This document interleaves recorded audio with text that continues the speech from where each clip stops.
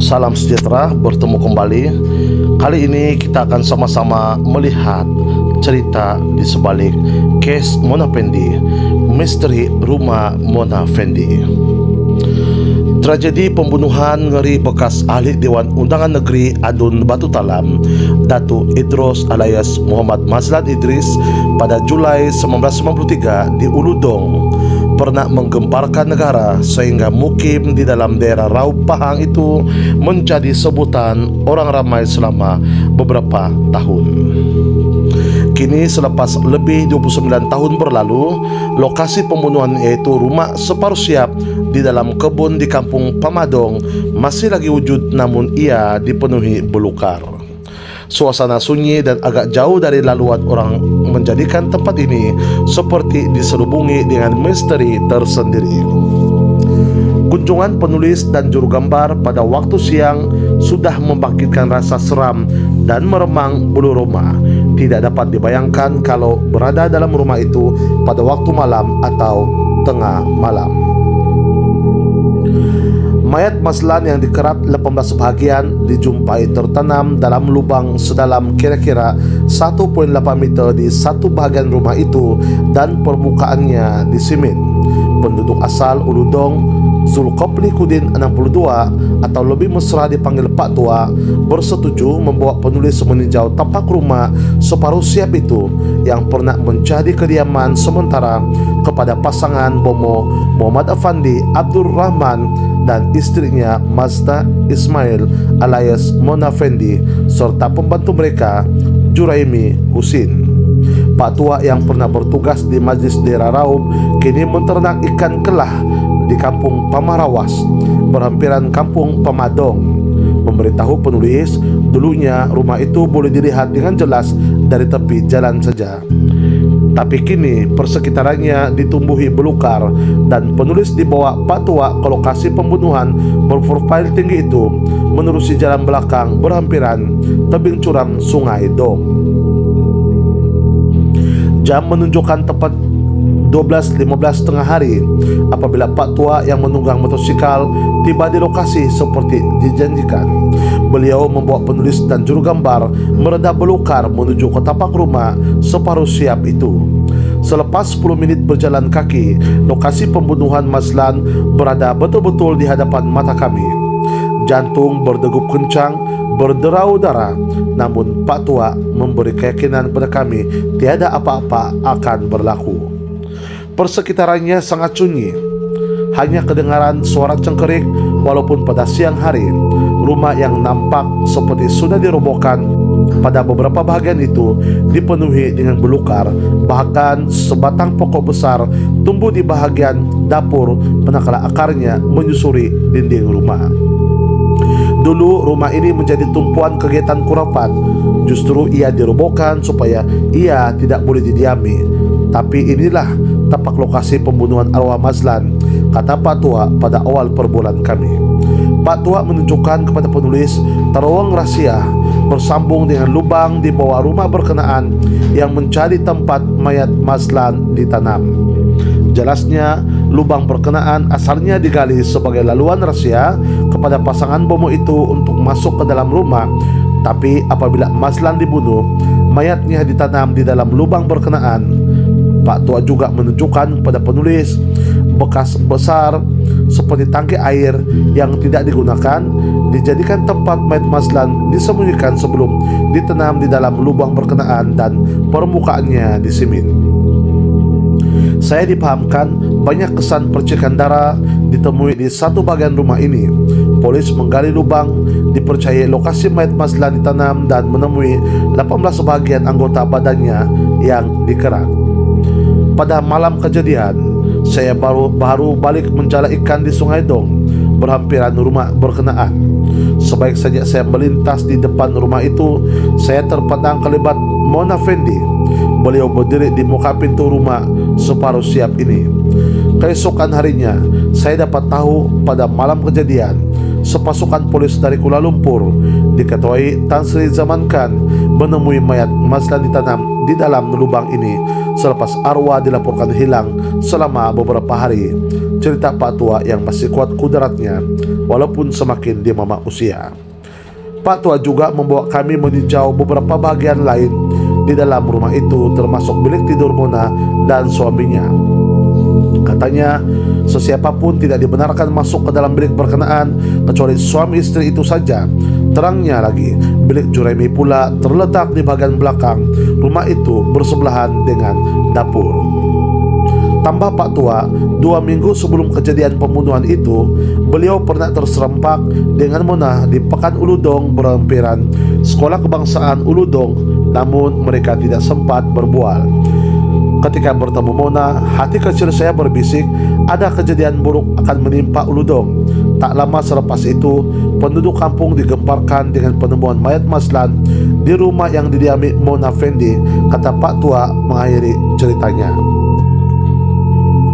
Pada 9 Februari 1995, Mahkamah Tinggi Temerloh menjatuhkan hukuman gantung sampai mati terhadap Muhammad Afandi, Mona Fendi serta Juraimi apabila didapati bersalah membunuh Maslan di sebuah rumah tidak bernombor di Kampung Pamadong pada jam 10 malam 2 Julai dan 12.30 malam 8 Julai 1993. Ketika mereka menjalani hukuman gantung sehingga mati pada 2 November 2001. Berikut ini adalah kronologi kes pembunuhan Datuk Muhammad Maslan Idris.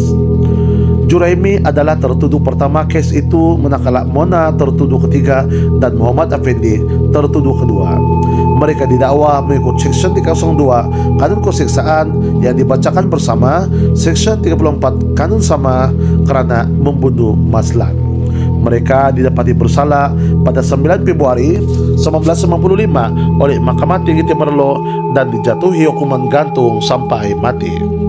Pembunuhan dipercayai bermotif wang karena beberapa jam sebelum Maslan dikerat, pasangan itu memujuknya mengeluarkan wang tunai hampir Rp300.000 daripada beberapa bank dengan alasan boleh menggandakan jumlah itu selepas Maslan mandi bunga. Wang itu kemudian digunakan untuk membeli kereta Mercedes-Benz 280 dengan harga Rp125.000 dan telepon bimbit Rp10.500 secara tunai. Mereka juga membeli barangan kemas berjumlah hampir Rp40.000 selain peralatan elektrik dan perabot Rp20.000. Mona turut menjalani pembedahan plastik dengan kos lebih Rp13.000 pada 15 Julai 1993. 13 Julai 1993, Juraimi Husin ditahan di Balai Polis Dong selepas disyaki menagih dadah dan kemudian ditahan di Balai Polis Raub. 18 Julai 1993, selepas 2 minggu Maslan gagal kesan, UMNO bahagian Raub membuat laporan polis di Balai Polis Raub mengenai kehilangannya. 19 Julai 1993, polis memulakan siasatan kehilangan Maslan. Juraimi dibawa polis ke rumah di Uludong dan polis menemui pita video, album gambar, keratan akbar dan sijil saham milik Maslan. Pada 20 Julai 1993, kira-kira jam 11.45 malam, Muhammad Afandi dan Mona Fendi ditahan di sebuah rumah Jalan 2 Palang 27C, Seksyen 5 Wangsa Maju, Kuala Lumpur. 21 Julai 1993, Muhammad Afandi dibawa ke Balai Polis Raub. Manakala 23 Julai 1993, mayat Maslan dijumpai di sebuah rumah di Kampung Pamadong, Uludong, Raub Pahang. Mayatnya yang dipotong 18 bahagian tertanam di bilik stor. 1 Ogos 1993, rangka 3 beranak ditemui di 2 tempat di Terengganu, dikatakan dikerat dan ditanam hampir sama dengan pembunuhan Maslan. 10 Ogos 1993, polis mendapat perintah reman terhadap Muhammad Afandi, Mona Fendi dan Juraimi Husin.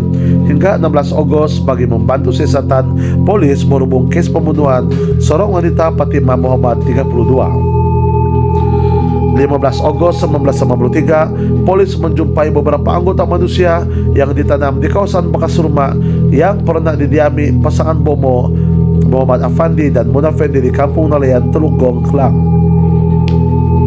17 Ogos 1993, Polis dapat perintah mahkamah supaya pasangan Momo itu dan Juraimi ditahan di penjara Pudu dan Kajang.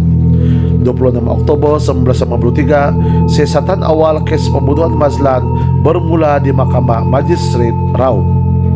18 Desember 1953, Mahkamah Magistrate Raub memerintahkan kes itu dibawa ke Mahkamah Tinggi Temerloh untuk perbicaraan atas tuduhan membunuh. 3 September 1994, Muhammad Afandi dan Mona Effendi dihadapkan ke Mahkamah Tinggi Temerloh atas tuduhan membunuh Mazlan. Manakala 12 September 1994, perbicaraan kes pembunuhan Mazlan bermula di Mahkamah Tinggi Temerloh. Juraimi, Muhammad Afandi dan Mona Effendi mengaku tidak bersalah atas tuduhan niat bersama membunuh Mazlan. 9 Februari 1995, Mahkamah Tinggi Temerloh menjatuhkan hukuman gantung sampai mati ke atas Muhammad Effendi, Mona serta Juraimi karena bersalah membunuh Mazlan. 9 Februari 1955, Mahkamah Tinggi Temerloh menjatuhkan hukuman gantung sampai mati ke atas Muhammad Afandi, Mona Effendi serta Juraimi Husin karena bersalah membunuh Mazlan. 10 Februari 1955, Muhammad Effendi, Mona Effendi dan Juraimi yang didapati bersalah membunuh Mazlan dihantar ke penjara Kajang. Antara 16 Februari 1955 hingga 20 Oktober 1997, Muhammad Effendi, Mona Effendi dan Juraimi Husin mengemukakan notis rayuan di Mahkamah Tinggi Temerloh dan Mahkamah Rayuan. 24 Oktober 1997, Hakim Mahkamah Rayuan Dato Gopal Sriram, Dato Abdul Malik Ahmad dan Dato Ahmad Fairuz Sheikh Abdul Halim menolak rayuan mereka. 2 November 2001, jam 5.59 pagi, Mona Effendi, Muhammad Afandi dan Juraimi Husin digantung secara serentak di penjara Kajang. Mona dan suaminya Muhammad Afandi telah disemadikan di tanah perkuburan ahli-ahli karya Majelis Kajang di Kampung Sungai Kantan Kajang. Juraimi dikebumikan di kampungnya, Kampung Teluk Gong, Pelabuhan Kelang, Selangor. Demikian tadi berita berkait dengan misteri rumah Mona Effendi serta kronologi pembunuhan Datuk Muhammad Mazlan Idris. Sama-samalah kita mengambil iktibar daripada cerita ini.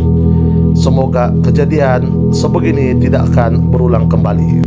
Berita tadi dipetik daripada Berita Harian Online yang ditulis oleh Zubir Muhammad Yunus, 20 Jun 2015 jam 12.06 pagi. Salam hormat, sampai berjumpa lagi di video yang akan datang.